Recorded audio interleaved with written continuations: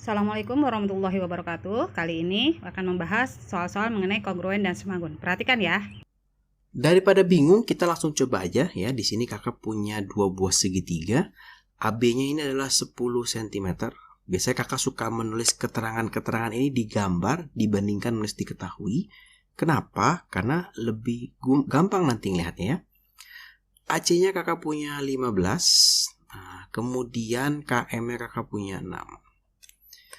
Nah, kita disuruh menentukan panjang BC, KL, dan ML. Nah, ML nih, bukan MN. Kita punya N.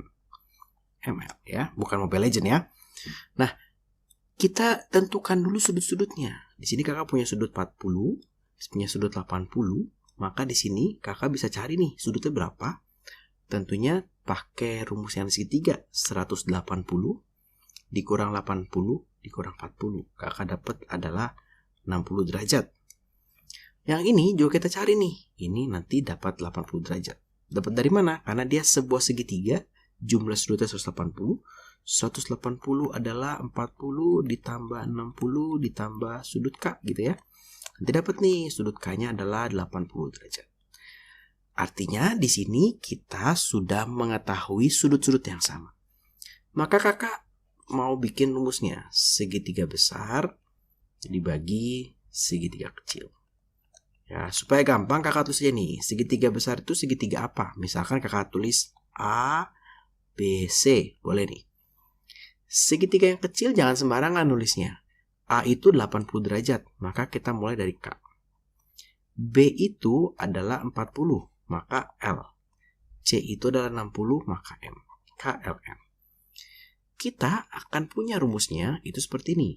AB dibagi KL ya sama dengan AC, terus sudut AC ada ya, AC ada ya, AC dibagi dengan KM sama dengan BC dibagi dengan LM.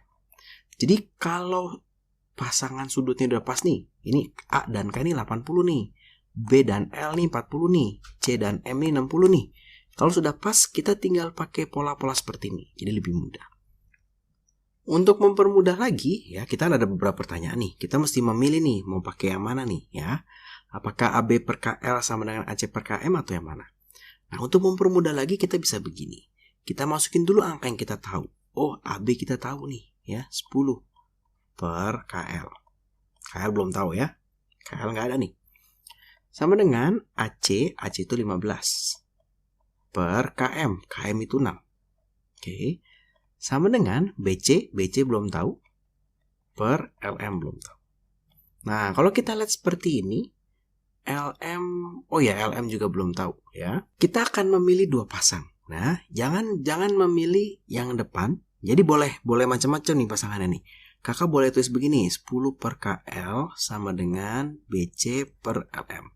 Kenapa boleh? Karena ini sebuah persamaan. Jadi boleh ini sama dengan ini, boleh. Boleh depan sama dengan tengah, boleh. Boleh tengah sama dengan belakang, boleh. Nah, memilih yang mana? Kita lihat yang ditanya dan juga yang paling banyak diketahui. Ya, kalau kita melihat di sini, begini nggak mungkin. Kita nggak tahu BC, nggak tahu LM, nggak tahu KL. Maka yang paling mungkin itu adalah kita ambil seperti ini. 10 per KL sama dengan 15 per 6 ya. Sehingga kakak punya ini dikali silang ya, 60 sama dengan 15 dikali KL. Maka kakak dapat nih, ternyata KL-nya adalah 60 dibagi 15 hasilnya 4 ya. Seperti itu. Jadi dapat nih KL ya. Nah, di soal ini ternyata kakak ada sedikit lupa, harusnya antara si ML, LM ini harus dikasih tahu nih ya, salah satu mesti kasih tahu. Misalnya kakak kasih tahu LM-nya ini adalah ini 6, ini 4, ini misalnya 10. Gitu ya, ini misalnya 10. Maka LM ini 10. Nah, ini LM-nya 10. Maka kita lebih nyaman, kita akan menggunakan seperti ini.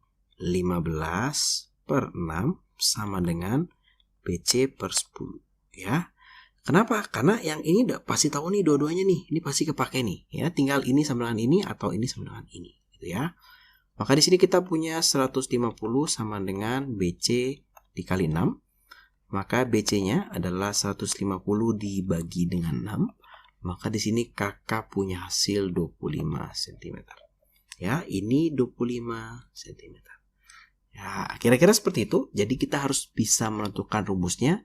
Dari rumus ini kita akan pilih nih pasangan-pasangannya. Kita lihat mana yang memiliki jumlah angka yang paling banyak. Sekarang kita coba yang nomor 2. Di sini kakak punya segitiga PQR dan ABC ya. Panjang PQ-nya adalah 15, panjang AC-nya adalah 13, panjang BC-nya ini adalah 5. Kita disuruh menghitung berapa sih panjang PR, berapa sih panjang QR, berapa sih panjang AB. Ya, di sini kita akan membuktikan dulu dua buah segitiga ini sebangun. Sebetulnya udah pasti sebangun nih kan, kita soal kesebangunan. Nah, kalau kita lihat di sini kita punya P, sudut P dan sudut B sama, siku-siku. Di sini kita bisa hitung ya, nilainya adalah 180 dikurang 90 siku-siku dikurang 55. Nanti hasilnya adalah 35 derajat. Nah, yang di sini kita bisa hitung hasilnya, tentu bisa ditebak, harus di 55 nih ya. Atau kalau kita lihat dari bentuknya sebenarnya udah agak ketebak ya. Nah, sekarang kita tinggal bikin rumusnya ya, kita bikin rumusnya. Maka yang di atas kakak punya segitiga, misalkan PQR. P ini adalah siku-siku, Q ini yang 55 derajat, R ini yang 35 derajat. Maka perbandingannya itu bukan segitiga ABC, tapi segitiga BCA. Kenapa BCA, Kak? Karena B-nya siku-siku, C-nya yang 55, dan A-nya itu yang 35 derajat. Jadi kita sesuaikan. Maka kalau kita lihat sisi PQ dibagi sisi BC sama dengan PR dibagi dengan BA sama dengan QR dibagi dengan CA atau AC gitu ya.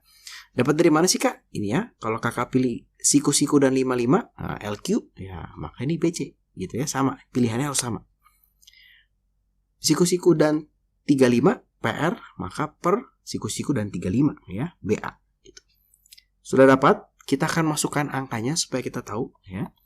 Maka di sini kakak punya 15 dibagi BC-nya 5, PR-nya tidak ada, BA-nya tidak ada. Nah, PR per BA gitu ya, sama dengan QR per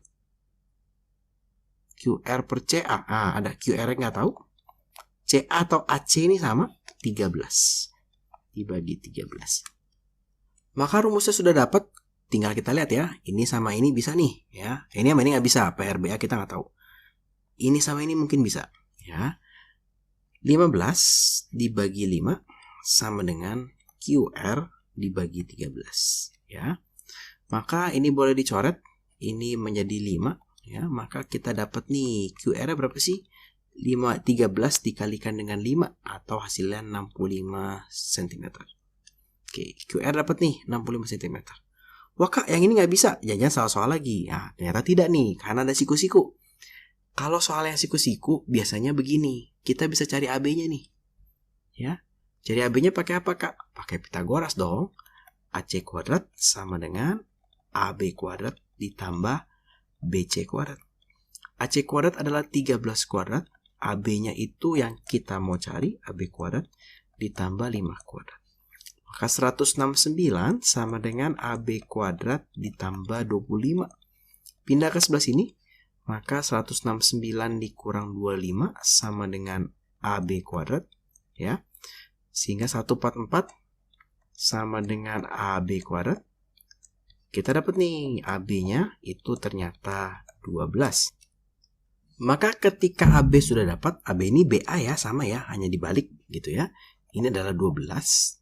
Maka kita bisa mencari PR-nya.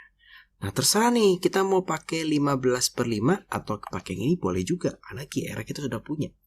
Misalnya kakak pakai yang QR deh ya.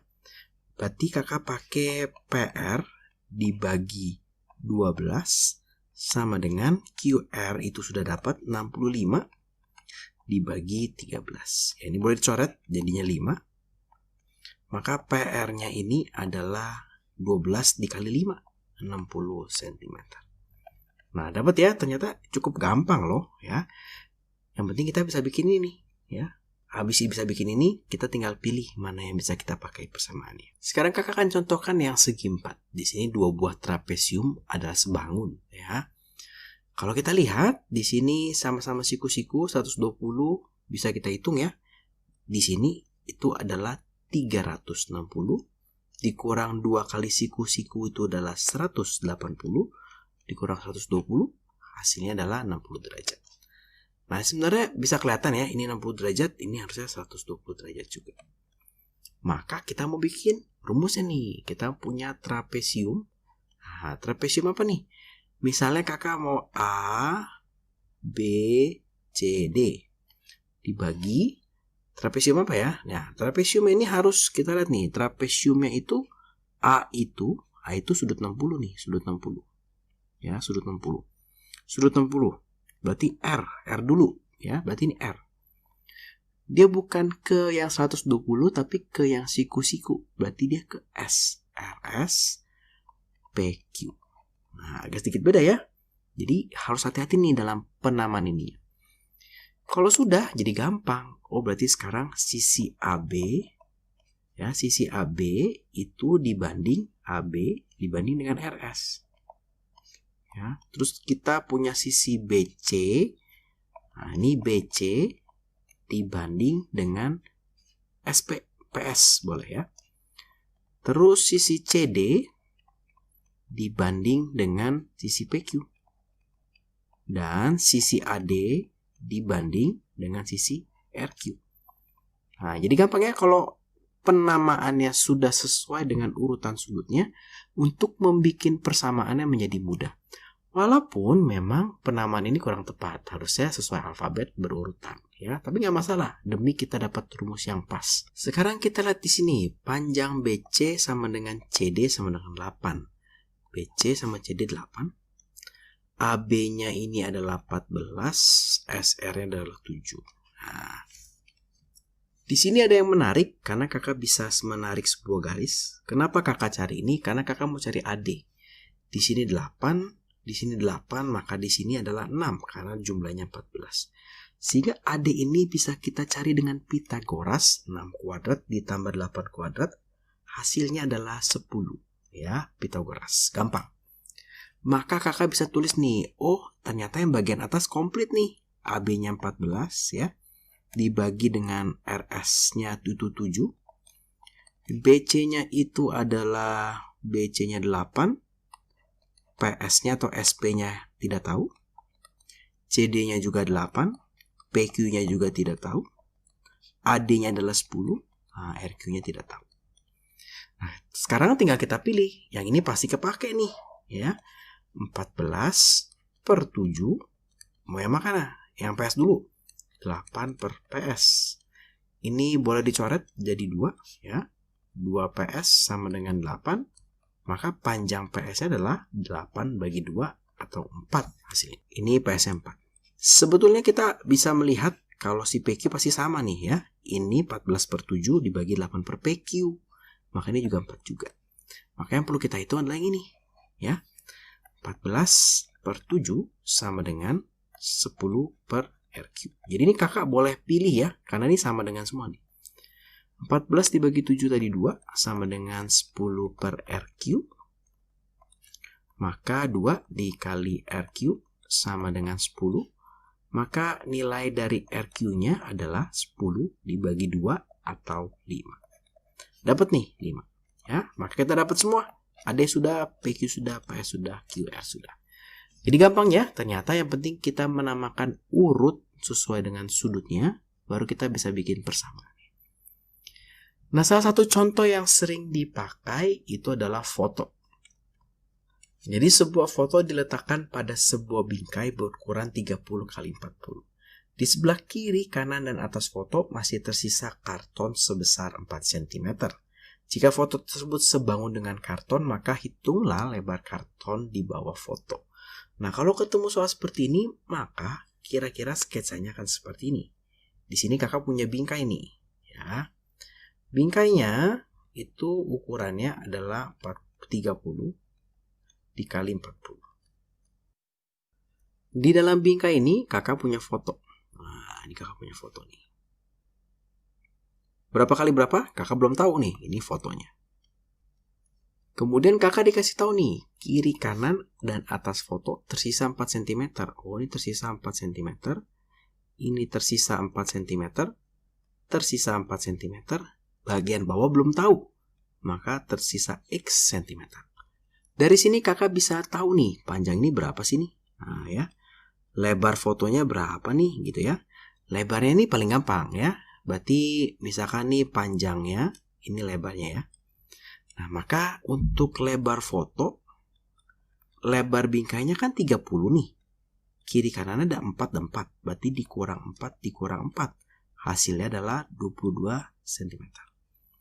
Untuk panjang fotonya, nah ini panjang foto nih ya. Itu adalah 40. Karena panjang bingkainya 40, dikurang 4 bagian atas, dikurang X bagian bawah. Sehingga panjang fotonya itu adalah 36 dikurang X.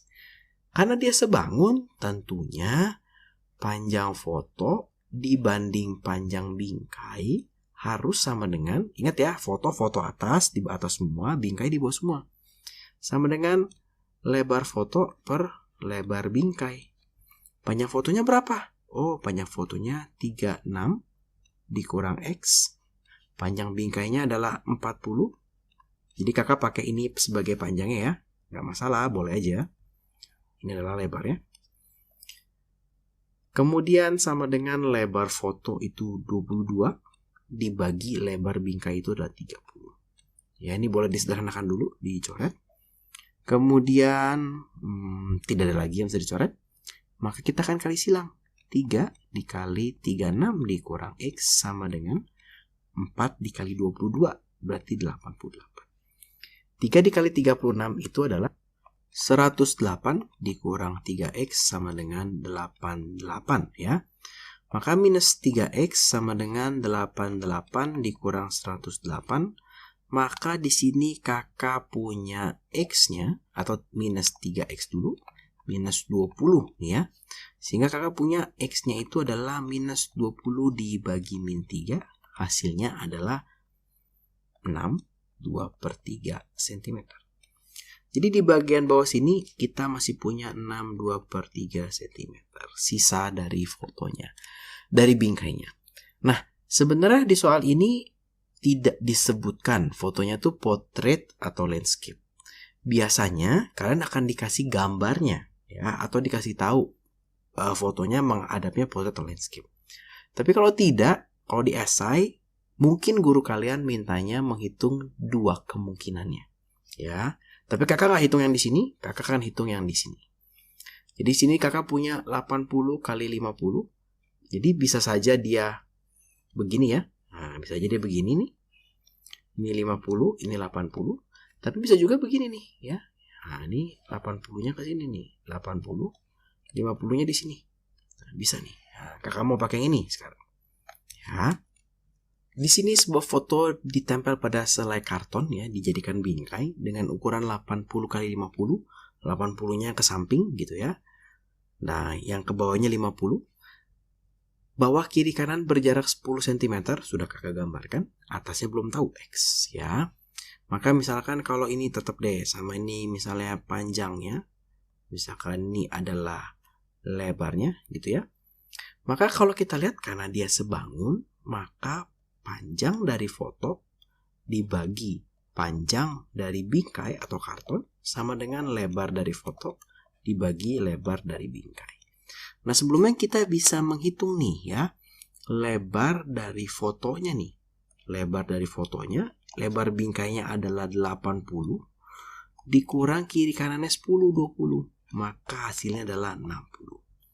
Sedangkan untuk panjang dari si fotonya ya, itu panjang bingkainya adalah 50 dikurang bagian bawah 10 dikurang bagian atas X. Maka kita punya 40 dikurang X. Maka tinggal kita masukkan sini nih. Di sini kakak punya 40 dikurang X dibagi dengan 50. Sama dengan lebar foto itu 60 dibagi dengan 80. Maka ini boleh dicoret ya. Ini boleh disederhanakan. Dibagi 2 jadi 3, dibagi 2 jadi 4. Maka ini dikalikan silang. Maka kakak punya 3, 4 ya. 4 dikali 40 dikurang X sama dengan 3 dikali 50. Maka kakak punya 160 dikurang X sama dengan 150. Maka kalau kakak pindahkan ke, biarkan di sini deh, min X sama dengan 150 dikurang 160. Maka min X sama dengan min 10. X-nya adalah 10 cm. Ternyata bagian atasnya juga 10 cm nih ya. Akan menjadi sedikit berbeda kalau bagian bawahnya misal 5 atau 8 cm.